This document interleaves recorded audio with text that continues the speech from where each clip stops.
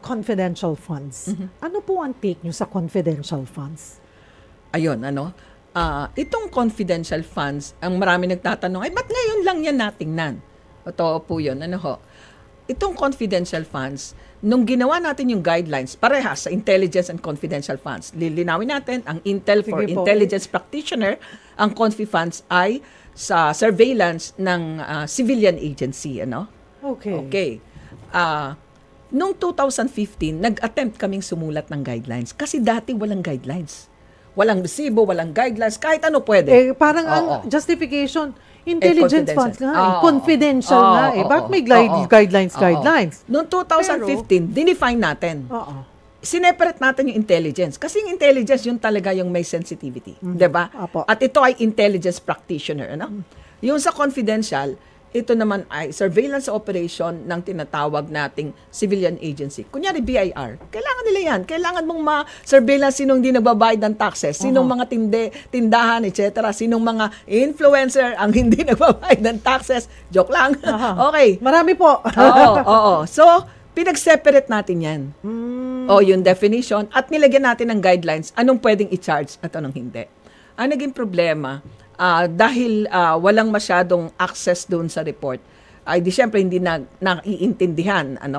Pero hindi ako pumapayag doon sa sinasabi nilang ito ay walang masyadong controls. Kasi kung pag-uusapan natin, babalikan natin yung konteksto nung binuo ito noong 2015, ito yung tinatawag nating pagtitimpla, mahusay na timpla ng tinatawag nating flexibility and accountability. Because mahirap naman po yung parang kailangan mo sunugin yung buong bahay para makakuha ng isang daga. Yun ang tinatawag natin. Kailangan may flexibility din.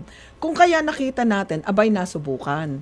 Hindi pala ito basta pwedeng wala lang Kailangan pala nandun mismo sa certification, ako ay handa na ipakita ang documentary evidence upon demand. At ito'y ikinikip ko sa isang journal. Hindi pwedeng walang resibo.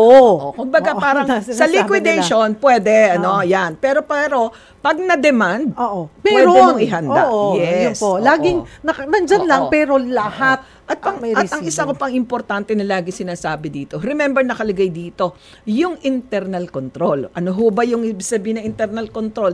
Yung bagang ating pagmamalasakit sa pera ng bayan, alagaan natin yan. So dapat ay mayroon laging kaukulang control, pagpipigil, pagbabantay, ay sinasagot ng head of office.